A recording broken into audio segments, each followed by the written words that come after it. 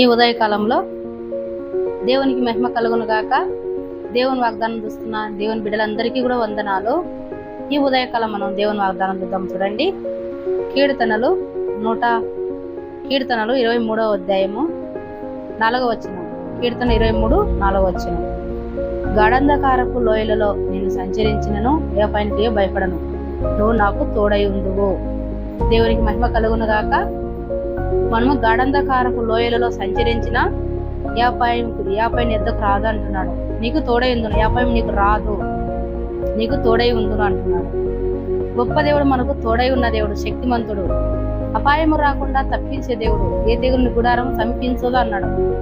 ఆయన మన గుడారానికి తోడుగా ఉండి తన కృపనిస్తే అనుదినం మన ఇంటికి కంచెను మనకు కాపుదల ఉంచి కాపాడుతున్నాడు. అందుకనే గాఢంధకారపు లోయలను నేను సంచరించిన ఏ పనికి భయపడను అంటున్నాడు.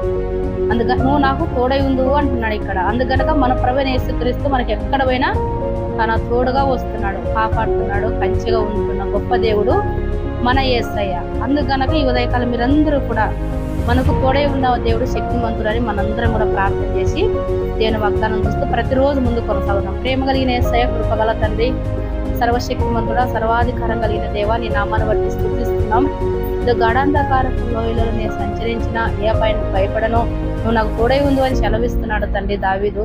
మందరికి కూడా నువ్వు తోడై ఉన్న దేవుడు వేస్తాయ్యా. ఆ రోజు దావీదుకు తోడై ఉన్నట్టుగా ఈరోజు మాకు కూడా తోడై ఉండమని ప్రార్థిస్తున్నావు. నీ బిడ్డలు ఎక్కడ వెళ్ళినా తండ్రి నువ్వు తోడుగా ఉండి శ్రమంగా తీసుకురామని ప్రార్థిస్తున్నామయ్యా.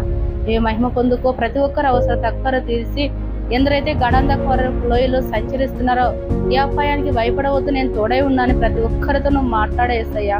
నువ్వు మాట్లాడితే మాకు ధైర్యం, నువ్వు మాట్లాడితే మేము ముందుకు పోగలము, నడచగలము అని నువ్వు సెలవిస్తున్నావు తండ్రి. నువ్వు మాట్లాడినప్పుడే మాకు నైనా ధైర్యం ప్రభువా.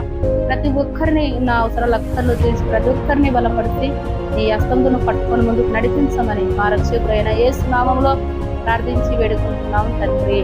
ఆమేన్. దేవునికి మహిమ కలుగును గాక.